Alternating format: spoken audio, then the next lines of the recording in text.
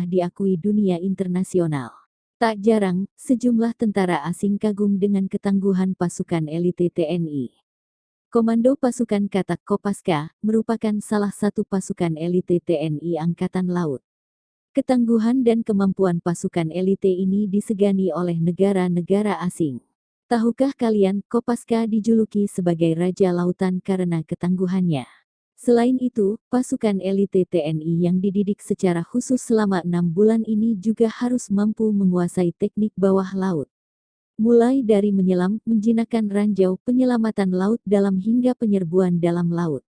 Dengan tuntutan tugas seperti itu membuat pasukan elite Kopaska diwajibkan lulus dalam tes ketahanan air serta kesehatan khusus bawah air. Selain itu, dalam pertemuan pasukan elite di Wina, Austria, Kopassus menempati posisi kedua dalam operasi strategi militer, yang dinilai dari sisi inteligensi, pergerakan, infiltrasi, dan aksi. Peringkat tersebut menyusul pasukan elite AS, Delta Forces. Tugas-tugas khusus yang diemban Kopassus diantaranya pengepungan dan penangkapan teroris dan mengamankan aksi brutal unjuk rasa seperti pada zaman pemerintahan Soeharto.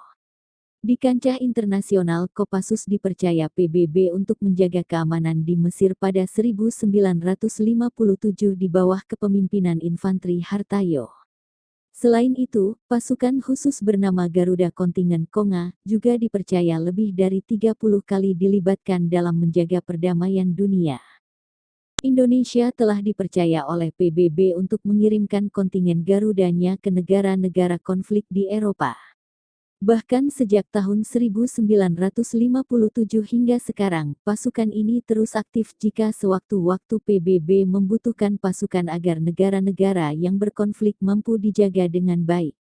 Setidaknya sudah lebih dari 20 kontingen Garuda dikirim ke banyak negara oleh PBB. Rekor ini tak dilakukan oleh negara-negara yang masuk dalam Dewan Keamanan PBB. Pengiriman pasukan yang tidak ada hentinya ini menunjukkan bahwa TNI adalah kelompok yang hebat. Bahkan mereka tak hanya menjaga keamanan saja. Para pasukan TNI ini juga mengenalkan budaya asli Indonesia kepada para penduduk setempat. Apa yang dilakukan oleh TNI ini membuat penduduk lokal lebih akrab dengan mereka ketimbang pasukan dari negara lain. TNI memiliki pasukan khusus yang salah satunya bernama Kopassus atau Komando Pasukan Khusus. Pasukan ini adalah pasukan utama yang dimiliki oleh TNI Angkatan Darat dengan kemampuan tempur hebat saat di daratan. Satu anggota dari Kopassus ini setara dengan 8 orang anggota TNI. Atau gampangnya, satu orang anggota Kopassus bisa melawan 8 orang sekaligus. Pasukan yang dikirim oleh TNI untuk misi-misi khusus ini ternyata masuk dalam daftar pasukan elite dunia. Tak tanggung-tanggung, pasukan milik Indonesia ini menduduki peringkat ketiga dunia berdasarkan penilaian dari Discovery Channel Military Edition di tahun 2008 silam. Selain Kopassus, sebenarnya Indonesia masih memiliki pasukan khusus lain seperti DENBRAVO 90, Kopaska, dan Denjaka. Semua pasukan ini dikenal sangat hebat dan membuat Indonesia selalu aman dan damai. Banyak yang mengira jika Indonesia tidak bisa melakukan apa-apa dalam perang. Namun dugaan ini dibalik hingga 180 derajat oleh pasukan TNI yang berhasil menduduki peringkat 2 dalam lomba sukses aksi militer. Lomba ini diikuti oleh pasukan-pasukan elite dari banyak negara di dunia. Lomba yang diadakan dalam event ini meliputi intelijen, pergerakan, penyusupan dan penindakan.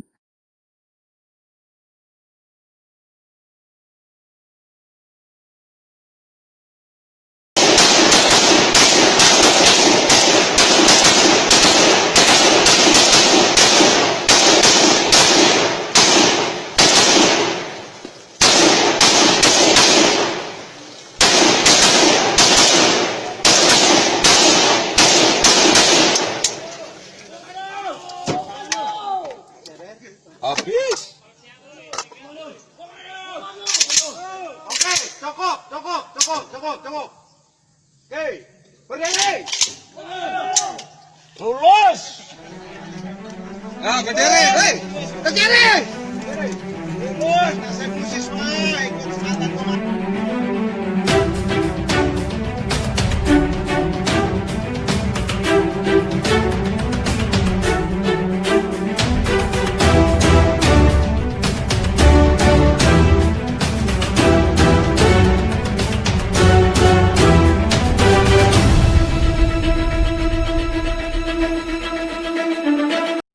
Rusia memiliki total populasi 142 juta jiwa, tepatnya 142,776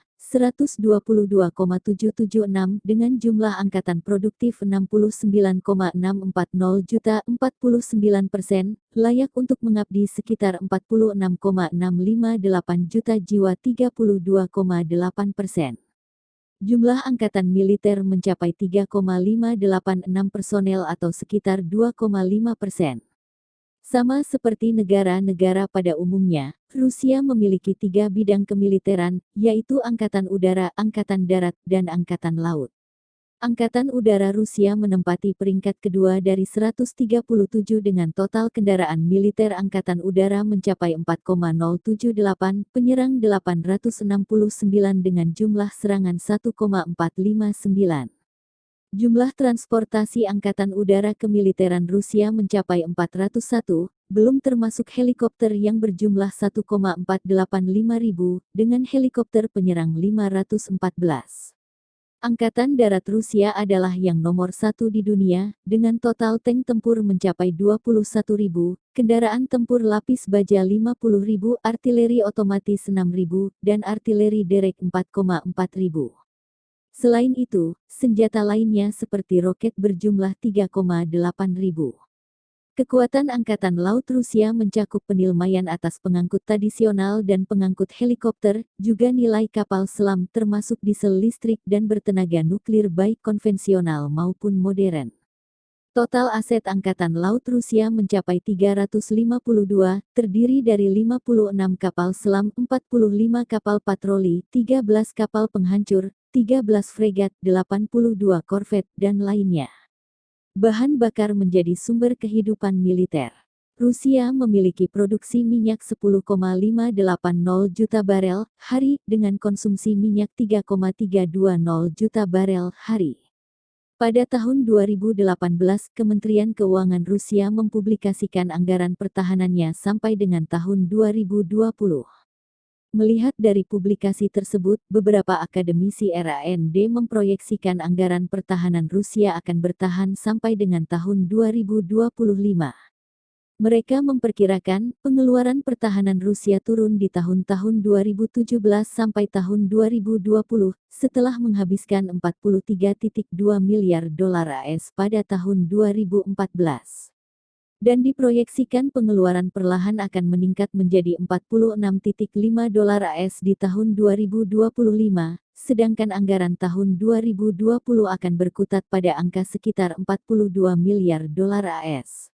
Dikutip dari Stockholm International Peace Research Institute, SIPRI, pengeluaran militer di tahun 2019 mencapai 4,2 triliun ruble atau 65,1 miliar dolar AS, naik dibandingkan tahun 2018 yaitu 61,4 miliar dolar AS.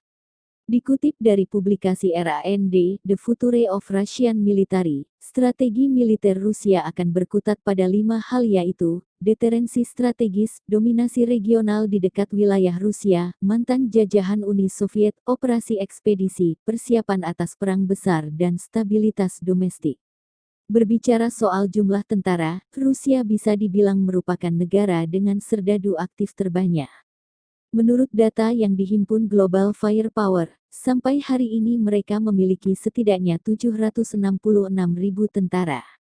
Jumlah ini mungkin bukan yang terbanyak tapi masih masuk 4 besar dunia setelah India, AS, dan Tiongkok. Jumlah tentara Rusia memang tak sebanyak AS atau Tiongkok. Namun, soal kualitas jangan ditanya. Dari jumlah tersebut, rata-rata adalah anggota pasukan elit termasuk Spetsnaz yang terkenal itu. Dengan mempertimbangkan jumlah serta kualitas, maka bisa dikatakan kalau tentara Rusia ini adalah yang terbaik. Tak hanya alutsista dan jumlah tentara, kekuatan militer sebuah negara juga harus dilihat dari kekuatan uang mereka. Dan berbicara soal dana, Rusia adalah salah satu negara paling kuat. Diketahui, Rusia menganggarkan sekitar 46,6 miliar dolar untuk militer tiap tahunnya. Sebagai perbandingan, Indonesia hanya menganggarkan sekitar 6,9 miliar dolar saja. Dana 46,6 miliar dolar yang digelontorkan Rusia tentu bukan satu-satunya daya finansial yang mereka miliki. Dalam kondisi tertentu Rusia bisa memberdayakan semua kekuatan kekayaannya. Dalam keadaan terpaksa, Rusia mampu menganggarkan sekitar 3,5 triliun dolar. Dengan jumlah uang sebanyak ini mereka bisa merealisasikan apapun. Entah menambah beberapa ribu tank atau menggandakan jumlah pesawat tempur mereka. Rusia hari ini mungkin masih peringkat 2, namun diprediksikan kalau mereka bakal bisa jadi juara pada beberapa tahun ke depan.